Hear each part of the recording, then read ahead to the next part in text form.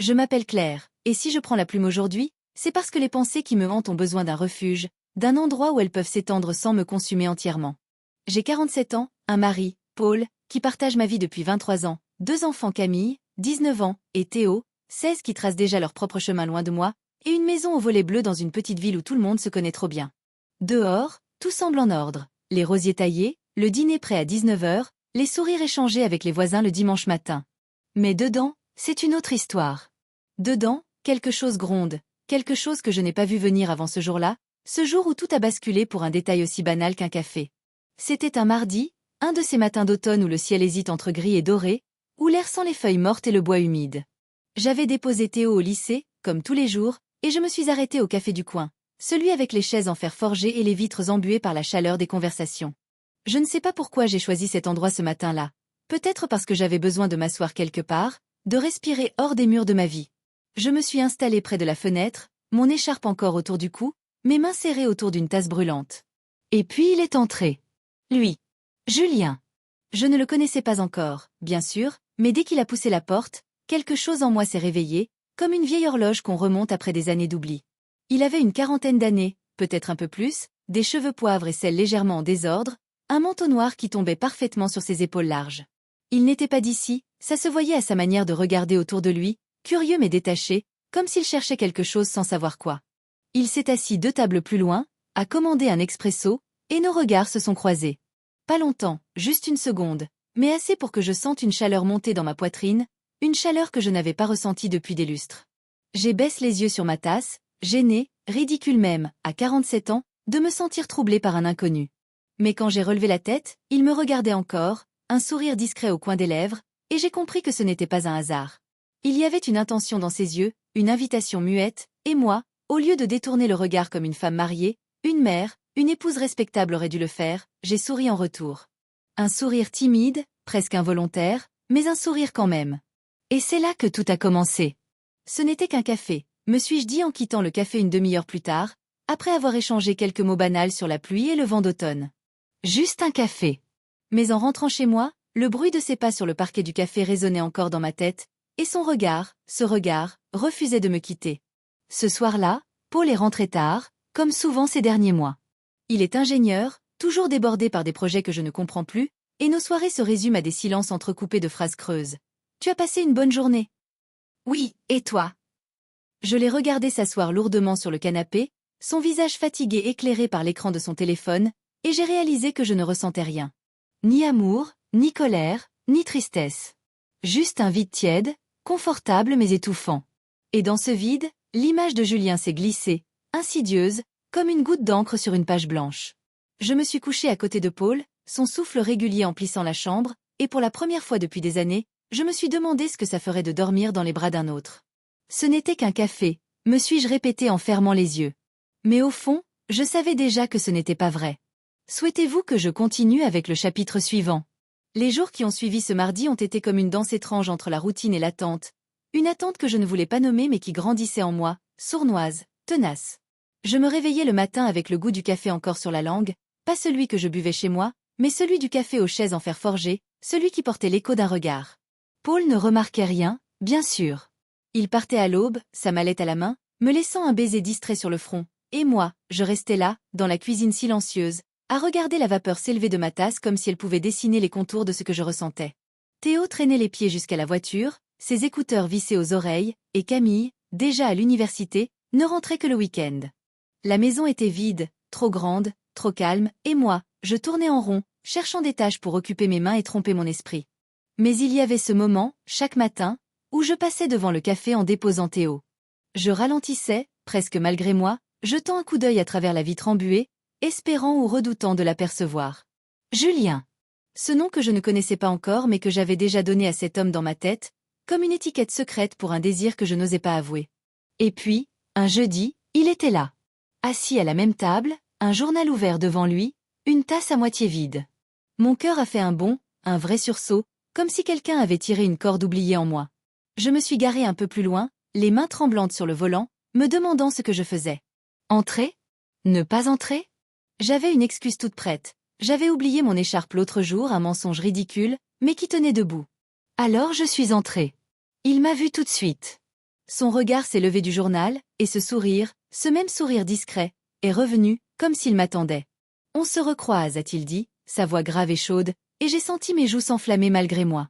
On a parlé, de rien et de tout, du froid qui s'installait, des livres qu'il lisait, il aimait les classiques, Zola, Balzac, et j'ai menti sans même y penser, disant que j'étais en chemin pour une course, que je m'étais arrêtée par hasard. Il m'écoutait, attentif, ses yeux sombres posés sur moi comme s'il voyait plus que ce que je disais, et moi, je me surprenais à rire, à jouer avec une mèche de cheveux, des gestes que je n'avais pas faits depuis des années. Quand il m'a demandé mon numéro, juste pour prendre un café un de ces jours, j'ai hésité. Une seconde, peut-être deux. Paul est passé dans ma tête, son visage fatigué, nos silences, et puis cette chaleur, cette vie que je sentais pulser sous ma peau en cet instant précis. J'ai donné mon numéro. Il a tapé les chiffres sur son téléphone, un sourire satisfait aux lèvres, et moi, en quittant le café, j'ai eu l'impression de laisser une partie de moi derrière moi, une partie que je ne voulais pas reprendre. Le soir, Paul m'a demandé pourquoi j'étais si distraite. On était à table, un gratin de pommes de terre refroidissant entre nous, et je fixais mon assiette, incapable de croiser son regard. Rien, juste fatigué, ai-je murmuré, et il a hoché la tête, acceptant ma réponse comme il acceptait tout, sans creuser, sans insister. Mais quand mon téléphone a vibré sur le comptoir, un message de Julien ravi de t'avoir revu aujourd'hui. À bientôt. J'ai senti mon pouce accélérer, un mélange de peur et d'excitation qui... Les jours qui ont suivi ce message ont été une tempête silencieuse, un chaos que je portais en moi sans que personne ne le voie. Chaque matin, je me levais avec une boule dans la gorge, un mélange de honte et d'impatience, et je vérifiais mon téléphone en cachette, attendant un signe de lui. Paul était là, fidèle à ses habitudes, ses pas lourds dans l'escalier, sa voix rauque qui marmonnait des banalités sur le temps ou le travail, et moi, je hochais la tête, je souriais, je jouais le rôle que j'avais tenu pendant des années. Mais dans ma tête, c'était Julien. Son sourire, sa façon de pencher légèrement la tête quand il parlait, la chaleur de sa voix qui semblait me caresser même à travers un écran.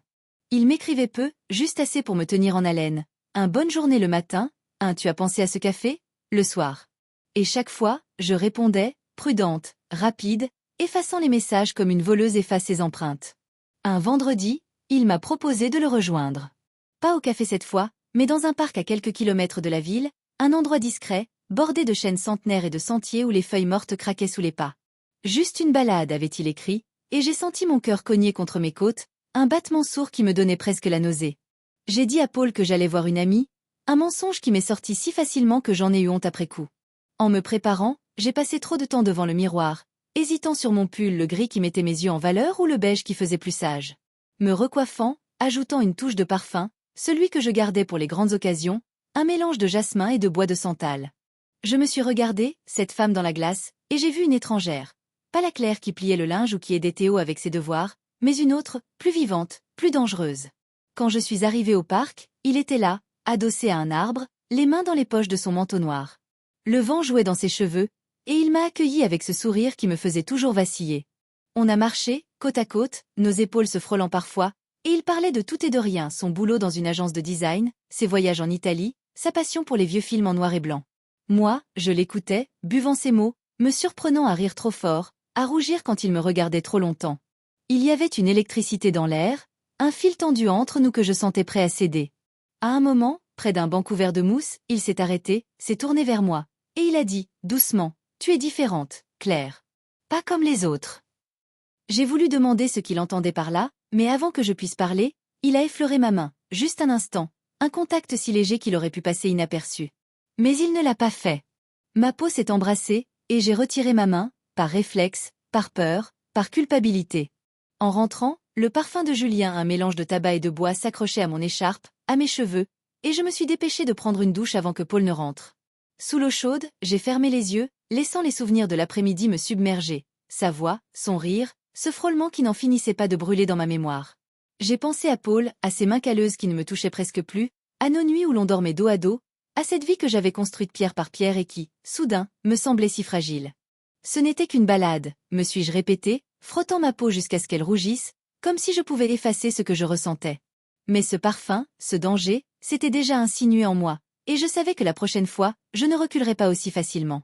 La nuit qui a suivi cette balade, je n'ai presque pas dormi. Allongé à côté de Paul, son souffle régulier emplissant l'obscurité, je fixais le plafond, les ombres des branches dansant sur les murs comme des doigts accusateurs. Chaque fois que je fermais les yeux, je voyais Julien. Son regard qui s'attardait sur moi, la courbe de sa bouche quand il souriait, ce frôlement de main qui avait laissé une marque invisible sur ma peau. Je me suis tournée et retournée sous les draps, le corps tendu, l'esprit en ébullition, cherchant une excuse, une raison pour éteindre ce feu qui grandissait en moi. Mais il n'y en avait pas. Ce n'était plus juste un café, ni une balade innocente. C'était autre chose, quelque chose qui m'échappait et me terrifiait autant qu'il m'attirait. Le lendemain matin, Paul m'a trouvée dans la cuisine, les yeux cernés, une tasse de thé froid entre les mains. « Tu vas bien ?» a-t-il demandé, fronçant les sourcils, et j'ai hoché la tête, marmonnant un vague pas bien dormi avant de me lever pour faire couler l'eau dans l'évier, comme si le bruit pouvait noyer mes pensées. Il m'a regardé un instant, et j'ai cru qu'il allait insister, qu'il verrait quelque chose dans mes yeux, la culpabilité, le mensonge, cette autre vie qui prenait racine en moi. Mais il a juste haussé les épaules, attrapé ses clés et quitté la maison, me laissant seule avec le silence et mon téléphone, qui vibrait déjà sur la table. Un message de Julien, « J'ai pensé à toi hier soir. Et toi ?» Mon pouls s'est accéléré, et j'ai fixé ces mots, ces quelques lettres qui pesaient plus lourd que tout ce que Paul m'avait dit en un mois. J'ai répondu, les doigts tremblants, moi aussi. Et voilà, la première fissure était là, bien nette, bien réelle. Les jours suivants, les messages sont devenus une habitude, un fil secret qui me reliait à Julien à travers la monotonie de ma vie. Il m'écrivait le matin, des petites phrases simples, le ciel est magnifique aujourd'hui, tu devrais le voir et moi, je répondais, caché derrière un sourire que je ne pouvais pas expliquer. On s'est revus, une fois, puis deux, toujours dans des endroits discrets. Un autre parc, une librairie d'occasion où il m'a offert un recueil de poèmes de Baudelaire, ses doigts effleurant les miens en me le tendant.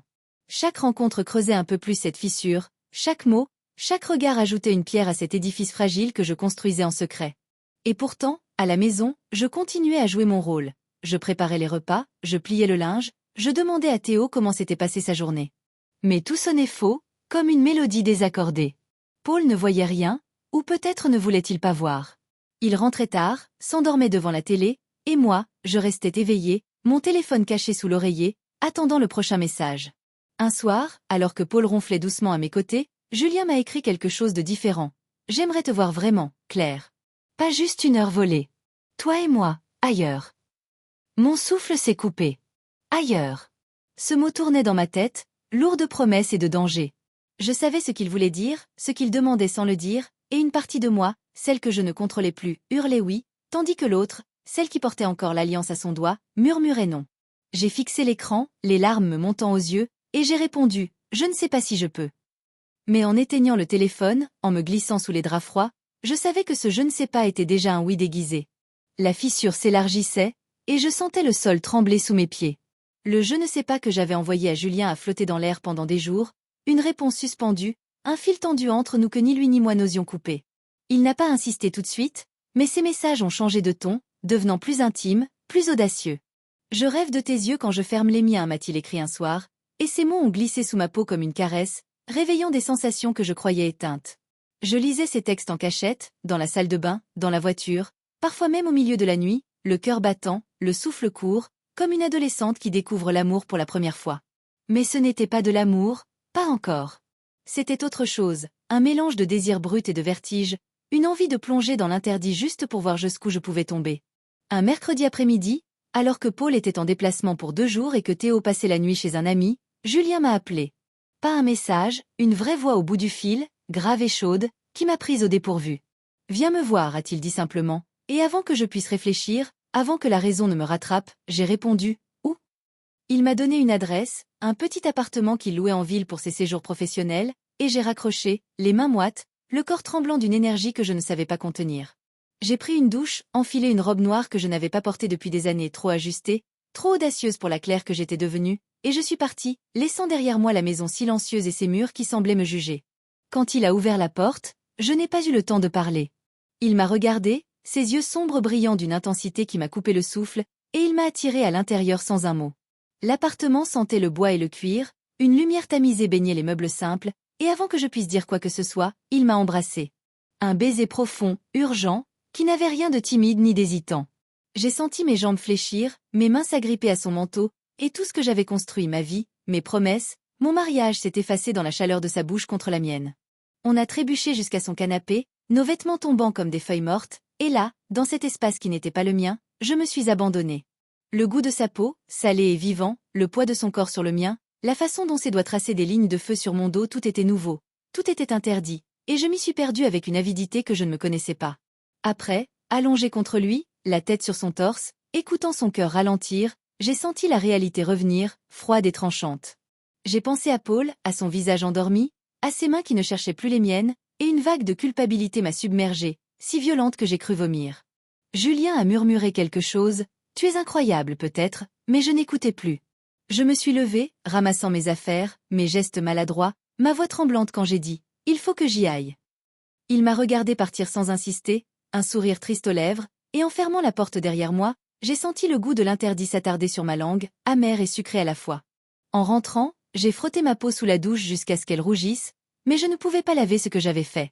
Ce n'était qu'un café, avais-je pensé des semaines plus tôt. Maintenant, c'était un lit, un corps, une trahison, et je ne savais plus qui j'étais.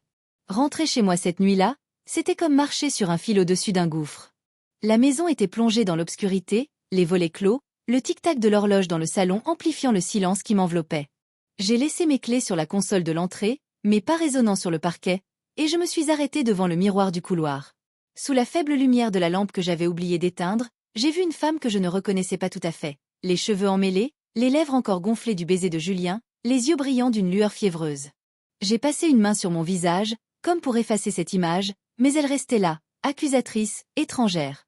J'avais traversé une ligne que je m'étais juré de ne jamais franchir, et maintenant, le silence de cette maison, ce silence que j'avais toujours trouvé rassurant, me hurlait ma faute. Je suis montée dans la chambre, le lit intact, les draps froids, et je me suis assise sur le bord, les mains serrées entre mes genoux. Mon téléphone a vibré à un message de Julien, « Merci pour ce soir. Tu me manques déjà. » J'ai fixé ces mots, le cœur battant, partagé entre l'envie de répondre et celle de tout effacer, de faire comme si rien n'était arrivé. Mais c'était arrivé. Son odeur était encore sur moi, malgré la douche, un fantôme de tabac et de bois qui s'accrochait à ma peau, et chaque souvenir de ses mains, de ses lèvres, revenait en vague, me submergeant d'une chaleur coupable.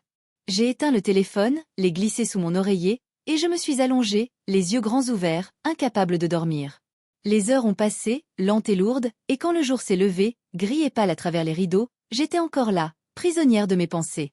V00 Paul est rentré le lendemain soir, sa valise roulant sur le seuil, son visage marqué par la fatigue. « Ça s'est bien passé ?»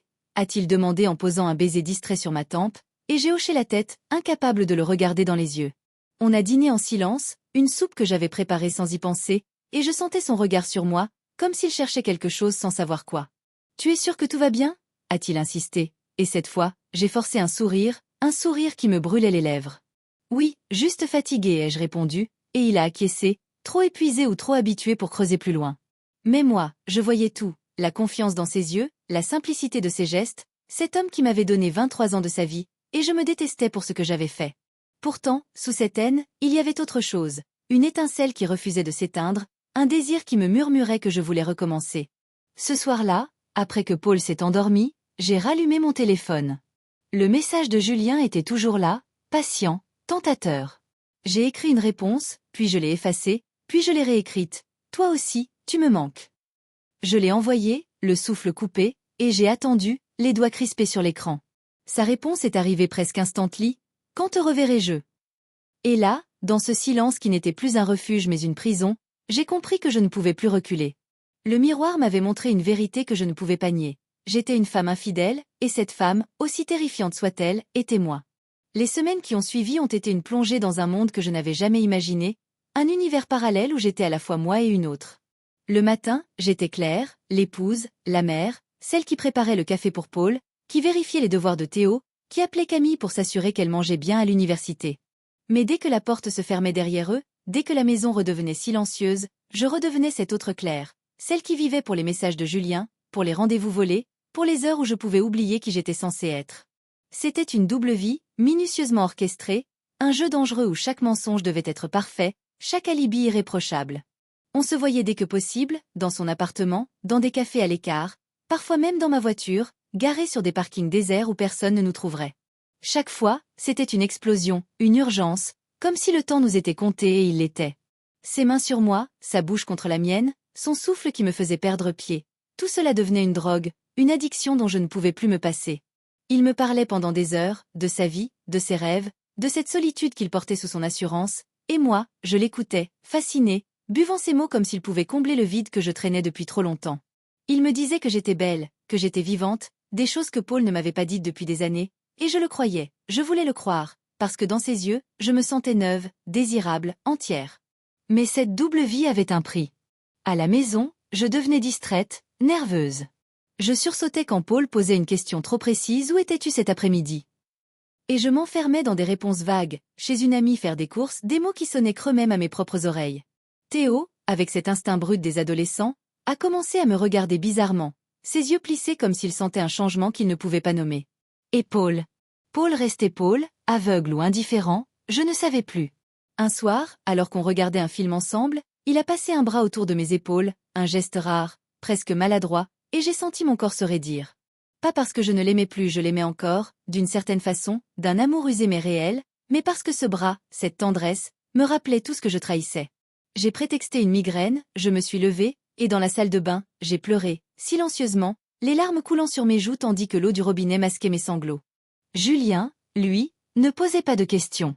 Il savait que j'étais mariée, il voyait l'alliance à mon doigt, mais il ne demandait rien, ne jugeait rien. « Je prends ce que tu me donnes », m'a-t-il dit un jour, allongé près de moi, son souffle tiède contre mon cou, et cette phrase m'a transpercée, parce qu'elle me laissait libre et prisonnière à la fois. Libre de partir, de rester, de choisir, mais prisonnière de ce besoin de lui, de cette vie parallèle qui devenait plus réelle que l'autre. Chaque fois que je le quittais, je me promettais que c'était la dernière, que je mettrais fin à tout ça, que je redeviendrais la Claire d'avant.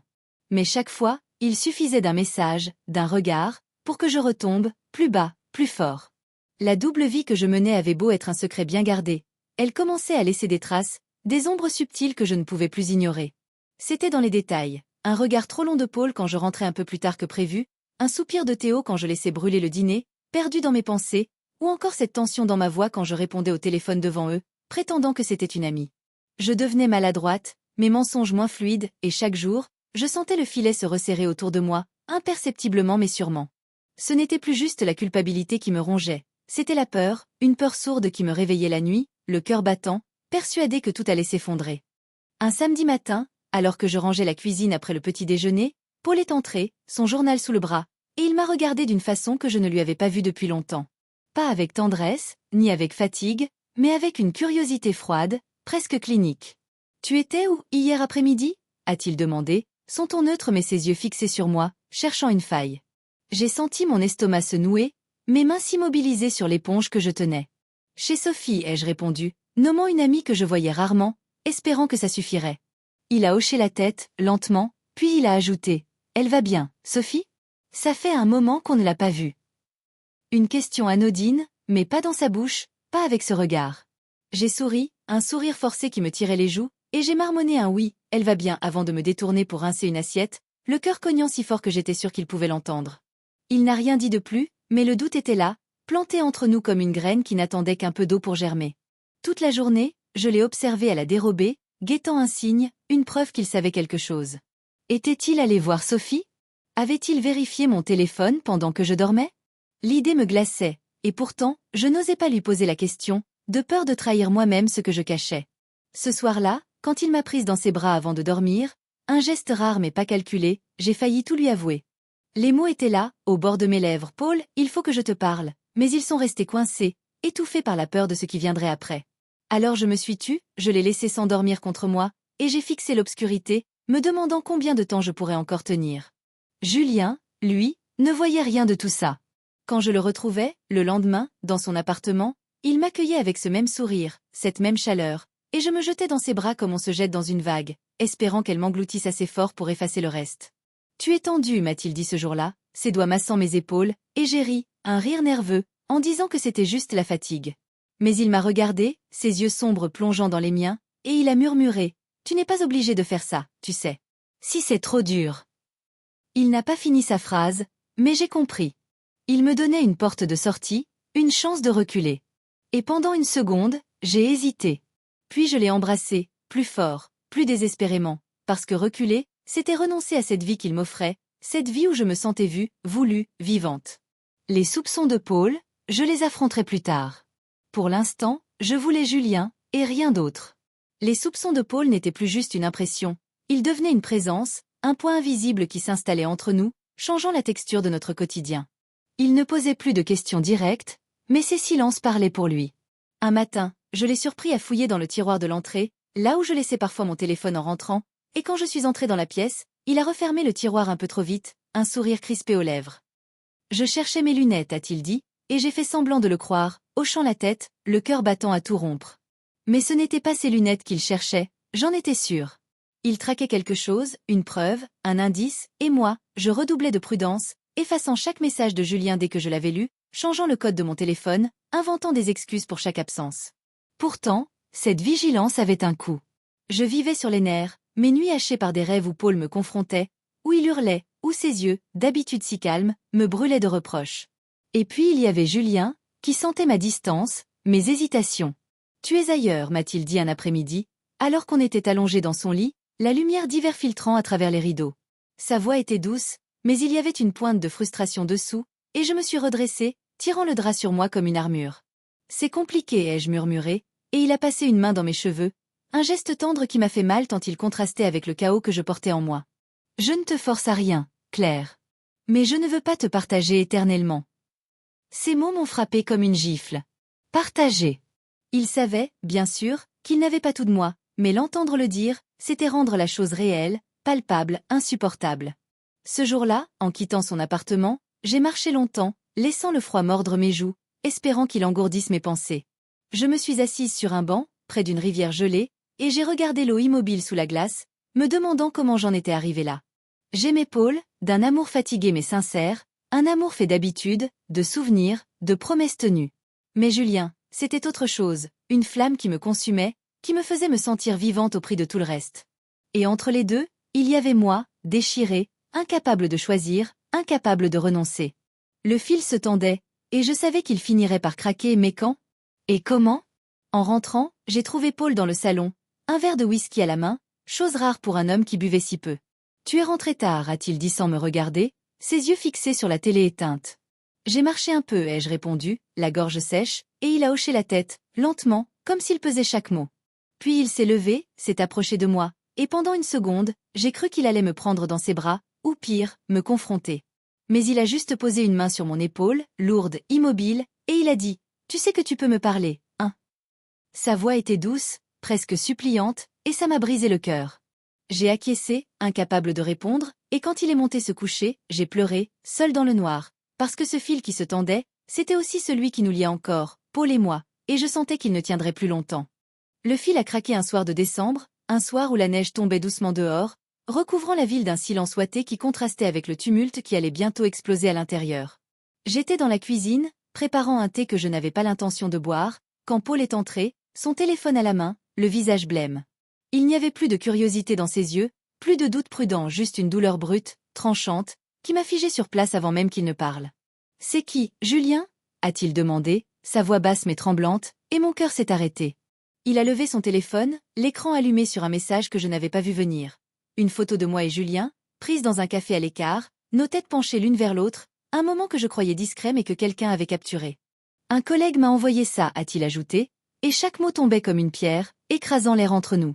Je suis restée muette, les mains crispées sur le bord du comptoir, cherchant une échappatoire, un mensonge, n'importe quoi pour détourner cette tempête.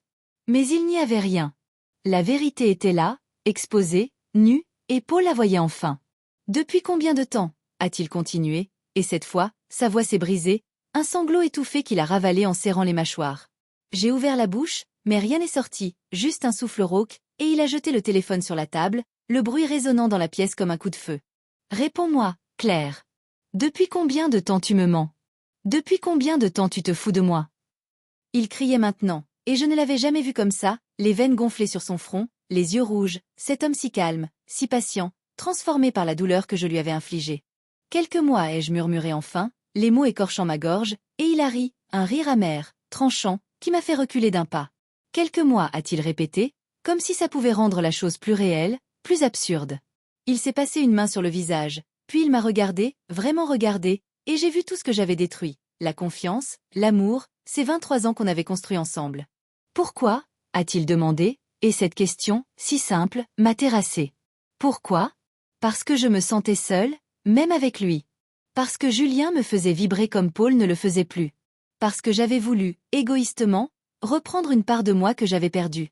Je n'avais pas de réponse claire, juste un chaos de sentiments que je ne pouvais pas lui expliquer. Il a attendu, les bras ballants, espérant peut-être que je dise quelque chose qui réparait tout, mais je suis restée silencieuse, les larmes coulant sur mes joues, inutile. Je veux que tu partes, a-t-il dit enfin, sa voix redevenue froide, distante, comme s'il parlait à une étrangère. Prends tes affaires et va-t'en. J'ai voulu protester, supplier, mais il m'a tourné le dos, et ce geste, plus que ces mots, m'a brisé. J'ai monté l'escalier en titubant, jeté quelques vêtements dans un sac, et quand je suis redescendue, il était dans le salon, assis sur le canapé, la tête entre les mains. Je suis partie sans un mot, la porte claquant derrière moi comme un point final, et dehors, sous la neige qui continuait de tomber, j'ai réalisé que je n'avais nulle part où aller. Julien, peut-être? Mais même lui semblait loin, irréel, dans cet instant où tout s'effondrait. La neige crissait sous mes pas alors que je marchais dans la nuit, mon sac à la main, le froid mordant mes joues mouillées de larmes. Je ne savais pas où aller, pas vraiment. La maison que je venais de quitter, cette maison où j'avais élevé mes enfants, où j'avais ri, pleuré, vieilli aux côtés de Paul, était devenue un lieu interdit, un souvenir qui me brûlait la poitrine. Julien était la seule option, le seul refuge possible dans ce chaos que j'avais créé, mais l'idée de frapper à sa porte, de m'offrir à lui dans cet état de désespoir, me terrifiait. Et pourtant, mes pieds m'y ont porté, presque malgré moi, comme si mon corps savait mieux que mon esprit ce dont j'avais besoin. Quand il a ouvert la porte, vêtu d'un pull gris et d'un pantalon de jogging, ses cheveux en désordre, il m'a regardé avec une surprise qui s'est vite muée en inquiétude. « Claire? Qu'est-ce qui se passe ?» a-t-il demandé, et sa voix, si chaude, si familière, a brisé quelque chose en moi. Je me suis effondrée dans ses bras, les sanglots secouant mon corps, et il m'a serré contre lui, me guidant à l'intérieur sans poser plus de questions. L'appartement sentait le café et le bois, comme toujours, et cette odeur, qui m'avait autrefois enivrée, me semblait maintenant un piège, une illusion de sécurité. Il m'a fait asseoir sur le canapé, m'a enveloppé dans une couverture, et il a attendu, patient, tandis que je pleurais, incapable de parler, incapable de mettre des mots sur la tempête qui me dévastait. « Paul, c'est tout » ai-je fini par dire, ma voix rauque, à peine audible. Il m'a mise dehors. Julien a hoché la tête, lentement, comme s'il s'y attendait, et il a pris ma main, ses doigts chauds contre les miens, glacés. « Je suis désolé » a-t-il murmuré, mais il y avait une lueur dans ses yeux, une lueur que je n'ai pas su interpréter sur le moment du regret, peut-être, ou une étrange satisfaction. « Reste ici » a-t-il ajouté, et j'ai acquiescé, trop épuisé pour discuter, trop perdu pour refuser. Il m'a préparé un thé, m'a installé dans sa chambre, et cette nuit-là, je me suis endormie contre lui, son bras autour de ma taille, un refuge incertain dans une vie qui n'avait plus de contours. Mais le matin a apporté une clarté froide, impitoyable. En me réveillant, seule dans son lit, les draps encore tièdes de sa présence, j'ai entendu sa voix dans la pièce d'Axe en grave côté, un murmure au téléphone. « Oui, elle est ici. » « Non, je ne sais pas combien de temps. » Je me suis levée, pieds nus sur le parquet, et je l'ai trouvé dans le salon, son visage tendu, son regard fuyant quand il m'a vu. « C'était un ami » a-t-il dit, mais je n'ai pas cru à son ton désinvolte. Une pensée m'a traversée, aiguë, douloureuse. Et si Julien n'était pas le Havre que je croyais? Et s'il avait ses propres secrets, ses propres calculs? J'ai chassé cette idée, me disant que j'étais paranoïaque, que la peur me faisait voir des ombres là où il n'y en avait pas. Mais le doute était là, planté comme une écharde, et je savais qu'il ne partirait pas facilement. Ce jour-là, assise sur son canapé, une tasse entre les mains, j'ai réalisé que je n'avais plus rien. Ni maison, ni mari, ni certitude. Julien était là, solide, rassurant, mais ce refuge avait un prix que je commençais à peine à entrevoir. Les jours qui ont suivi mon arrivée chez Julien ont été une étrange danse entre réconfort et malaise, un équilibre précaire que je maintenais à grand-peine. Il était attentionné, presque trop. Il me préparait des repas simples, une omelette aux herbes, une soupe de légumes, m'apportait des couvertures quand je frissonnais sur son canapé, me laissait l'espace dont j'avais besoin sans jamais me presser de parler. Mais sous cette douceur, il y avait quelque chose que je ne pouvais pas ignorer, une tension dans ses silences, une façon de détourner les yeux quand je posais des questions sur sa vie, sur ce qu'il faisait quand je n'étais pas là. Je voulais croire en lui, m'accrocher à cette bouée qu'il représentait dans le naufrage de mon existence, mais les ombres s'épaississaient, et je commençais à me demander qui était vraiment l'homme dans les bras duquel je m'étais jetée. Un après-midi, alors qu'il était sorti faire des courses, j'ai cédé à une impulsion que je n'avais pas osé suivre jusque-là. Son téléphone était sur la table basse, déverrouillé, un oubli rare de sa part, et mes doigts ont tremblé en le prenant. Je ne savais pas ce que je cherchais, une preuve qu'il m'aimait, peut-être, ou au contraire, une raison de douter, mais je suis entrée dans ses messages, le cœur battant, la culpabilité me rongeant déjà. Il y avait des échanges banals avec des collègues, des amis, et puis un nom qui m'a arrêté net, Sophie. Ma Sophie? L'amie que j'avais utilisée comme alibi? Le message datait de la veille, elle est toujours là? Tu comptes faire quoi? La réponse de Julien était brève, je gère. Ne t'inquiète pas. Mon souffle s'est coupé, Et j'ai reposé le téléphone, les mains moites, l'esprit en ébullition. Sophie le connaissait? Depuis quand? Et pourquoi cette phrase « je gère » comme si j'étais un problème à résoudre? Quand il est rentré, les bras chargés de sacs, j'ai essayé de cacher mon trouble, mais il a vu quelque chose dans mon regard. « Tout va bien ?» a-t-il demandé, posant les courses sur le comptoir, et j'ai hoché la tête, un sourire crispé aux lèvres. « Oui, juste fatigué, ai-je menti, mais ma voix tremblait, et il s'est approché, ses yeux scrutant les miens. « Tu es sûr ?» a-t-il insisté, et pendant une seconde, j'ai cru qu'il savait, qu'il avait deviné ce que j'avais fait. J'ai détourné le regard, prétextant un mal de tête, et je me suis enfermée dans la salle de bain, le robinet ouvert pour couvrir le bruit de ma respiration saccadée. Qui était-il? Que me cachait-il? Et pourquoi Sophie, ma Sophie, était-elle mêlée à ça? Les questions tournaient, implacables, et je n'avais aucune réponse, juste une peur grandissante qui me serrait la gorge. Ce soir-là, allongée à côté de lui, je n'ai pas dormi. Son bras reposait sur ma hanche, lourd, possessif, et je fixais le plafond, repensant à tout, le café, la balade, les nuits volées, et maintenant cette incertitude qui teintait chaque souvenir. Julien m'avait donné une vie, une passion, mais à quel prix? Était-il un refuge ou une prison? Et moi, dans tout ça, qu'étais-je devenue? Une femme infidèle, oui, mais aussi une femme perdue, coincée entre un passé que j'avais détruit et un présent qui m'échappait. Les ombres de Julien grandissaient, et je savais que je ne pourrais pas rester dans l'ignorance beaucoup plus longtemps. Le doute qui s'était insinué en moi à cause de ce message ne me quittait plus, comme une tache d'encre qui s'étend sur une page. Chaque geste de Julien, chaque mot, était désormais teinté de suspicion. Sa douceur me semblait calculée, ses silences lourds de secrets. J'avais besoin de réponses, mais je redoutais ce qu'elles pourraient révéler. Rester dans l'ignorance était insupportable, mais chercher la vérité, c'était risquer de tout perdre encore. Pourtant, je ne pouvais plus continuer à faire semblant, à sourire quand il me touchait, à prétendre que tout allait bien alors que mon monde s'effritait de toutes parts. Alors, un soir, après un dîner qu'il avait préparé avec soin du saumon grillé, une salade d'hiver, un verre de vin blanc, j'ai pris mon courage à deux mains et j'ai décidé de briser le silence. Il était en train de laver les assiettes, les manches de sa chemise retroussées, ses mouvements précis, presque mécaniques. Je me suis assise à la table, les mains nouées sur mes genoux, et j'ai dit, d'une voix que j'espérais ferme, « Julien, il faut qu'on parle. » Il s'est immobilisé, l'éponge en l'air, et s'est tourné lentement vers moi, une lueur d'appréhension dans les yeux. « D'accord, a-t-il répondu, posant l'éponge et s'essuyant les mains sur un torchon. Il s'est assis en face de moi, et pendant un instant, j'ai hésité, sentant le poids de ce que j'allais déclencher. Mais il était trop tard pour reculer. « Je sais que tu connais Sophie, ai-je lâché, et son visage s'est crispé, juste une seconde, avant qu'il ne reprenne cet air calme, presque trop parfait. « Sophie ?» a-t-il répété, comme s'il ne voyait pas de qui je parlais, mais je n'étais pas dupe. « Ne mens pas, Julien. J'ai vu ton téléphone. Tu lui as écrit. Vous parliez de moi. » Ma voix tremblait, mais je tenais bon, mes yeux plantés dans les siens, cherchant une fissure dans son masque. Il a soupiré, s'est passé une main dans les cheveux, et pendant un moment, il n'a rien dit, laissant le silence s'épaissir entre nous. Puis il a parlé, d'une voix basse, mesurée. « Oui, je connais Sophie. Elle m'a parlé de toi il y a longtemps, avant qu'on se rencontre. C'est elle qui m'a dit que tu semblais perdu, que ton mariage n'allait pas bien. » Je l'ai dévisagé, abasourdi, les mots ricochant dans ma tête comme des éclats de verre. « Sophie ? Ma Sophie, celle à qui je confiais mes doutes, mes frustrations, celle qui hochait la tête en disant « je comprends » quand je lui parlais de Paul ? C'est elle qui t'a poussé vers moi ?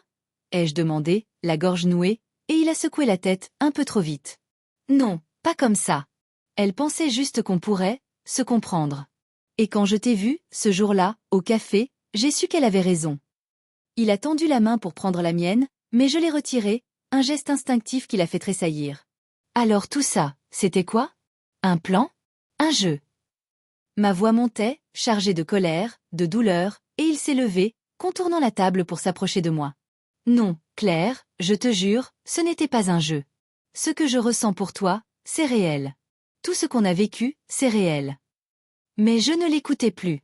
Les pièces du puzzle s'assemblaient dans ma tête, et l'image qu'elle formait était insoutenable. Sophie, mon amie, avait parlé de moi à Julien, avait orchestré notre rencontre, sciemment ou non, et lui, il avait su dès le début qui j'étais, ce que je traversais. Ce regard dans le café, ce sourire, ce frôlement de main, tout cela était-il calculé?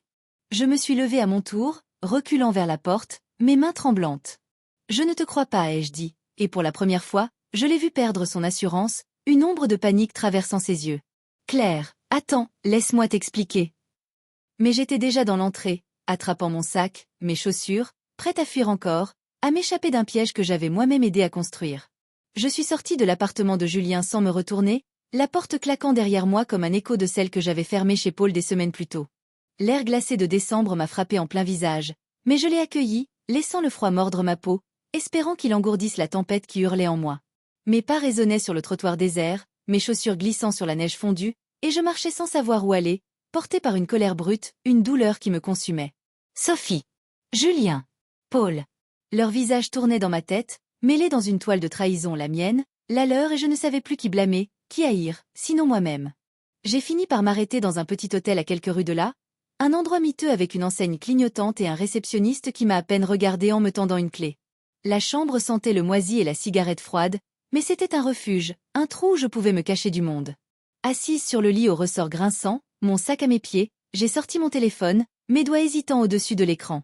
J'ai pensé appeler Sophie, lui hurler ma rage, lui demander pourquoi, comment elle avait pu me vendre ainsi à Julien, mais je n'avais pas la force. Pas encore. À la place, j'ai écrit un message à Julien, court, tranchant, ne me cherche pas. Puis j'ai éteint l'appareil, le jetant sur la table de nuit comme s'il brûlait, et je me suis allongée, fixant les taches jaunâtres au plafond, laissant les larmes couler sans bruit. La colère était là, vive, incandescente, mais sous elle, il y avait un vide immense, un gouffre qui s'ouvrait chaque fois que je repensais à ce que j'avais perdu. Paul, avec ses silences et sa confiance brisée. Julien, avec ses promesses et ses demi-vérités. Et moi, surtout moi, cette femme que j'avais cru retrouver dans les bras d'un autre, mais qui n'était qu'un mirage, une illusion façonnée par le désir et la peur de vieillir seule. J'ai repensé à ce premier café, à ce sourire qui m'avait fait basculer, et je me suis demandé si tout cela valait la peine, les mensonges, les nuits volées, cette vie parallèle qui m'avait semblé si précieuse et qui, maintenant, s'effondrait comme un château de cartes. Le lendemain matin, dans la lumière blafarde qui filtrait à travers les rideaux élimés, j'ai rallumé mon téléphone. Des messages de Julien, bien sûr. Claire, parle-moi, s'il te plaît, je n'ai jamais voulu te faire de mal, laisse-moi une chance d'expliquer. Mais il y en avait un autre, inattendu, qui m'a coupé le souffle. Paul. Camille m'a dit que tu n'étais pas chez elle. Où es-tu? Pas de colère, pas d'accusation, juste cette question, simple, presque tendre, qui m'a ramené à lui d'un coup, à cet homme que j'avais trahi mais qui, malgré tout, s'inquiétait encore. Mes mains ont tremblé en lisant ces mots, et pour la première fois depuis des jours, j'ai senti autre chose que de la colère ou de la peur. Un éclat de regret, pur, déchirant, qui m'a fait comprendre que tout n'était peut-être pas fini, pas encore. Le message de Paul a été comme une lumière dans le brouillard, faible mais persistante, un fil que je pouvais saisir ou laisser glisser entre mes doigts. Assise sur ce lit d'hôtel, entourée par les murs défraîchis et le silence oppressant, j'ai relu ces mots encore et encore, cherchant leur sens caché, leur poids. Où es-tu? Pas reviens pas je te pardonne, juste cette question, nue, qui laissait tout ouvert, la colère, la douleur, mais aussi, peut-être, une chance. Et cette chance, aussi infime soit-elle, a réveillé en moi une envie que je croyais morte, celle de réparer, de comprendre, de me retrouver dans les débris de ce que j'avais détruit. Mais il y avait Julien, toujours là, ses messages insistants, sa voix qui résonnait encore dans ma tête, et je savais que je ne pouvais pas avancer sans trancher, sans choisir, une fois pour toutes. J'ai passé la journée à réfléchir, à marcher dans les rues gelées, le col de mon manteau relevé contre le vent, laissant mes pensées s'épuiser d'elles-mêmes. Je suis revenue à l'hôtel en fin d'après-midi, épuisée, mais avec une clarté que je n'avais pas eue depuis longtemps. J'ai pris mon téléphone, ignoré les nouveaux messages de Julien, et j'ai appelé Paul. Il a décroché à la deuxième sonnerie, sa voix rauque, hésitante. « Claire !» J'ai fermé les yeux, serrant le combiné, et j'ai dit « Je suis dans un hôtel en ville. On peut parler. » Il y a eu un silence, long, lourd, puis un simple oui. « Viens à la maison. » Pas de promesse, pas de condition, juste cette invitation, et c'était assez. Quand je suis arrivée, la neige avait cessé, laissant la rue devant notre maison d'une blancheur irréelle. Paul m'a ouvert la porte, son visage marqué par des cernes profonds, ses épaules voûtées comme s'il portait le poids de nos derniers mois. On s'est assis dans le salon, là où tout avait basculé, et pendant un moment, aucun de nous n'a parlé. Puis il a brisé le silence. « Pourquoi, Claire ? Je veux juste comprendre. » Sa voix était calme, mais ses mains tremblaient légèrement, posées sur ses genoux, et j'ai su que c'était ma dernière chance de dire la vérité, toute la vérité. Alors je lui ai tout raconté, le café, Julien, les mensonges, la passion, la culpabilité, la peur de le perdre et de me perdre moi-même. Je n'ai rien épargné, pas même les détails qui me brûlaient la langue, parce qu'il méritait ça, et moi aussi. Il m'a écouté sans m'interrompre, ses yeux fixés sur moi, et quand j'ai fini, les larmes roulant sur mes joues, il a soupiré, un son profond, épuisé. Je ne sais pas si je peux pardonner, a-t-il dit enfin, et ces mots m'ont coupé le souffle, mais il a continué, mais je ne veux pas te perdre. Pas encore. C'était fragile, incertain, un fil tendu à nouveau, mais un fil que je pouvais saisir.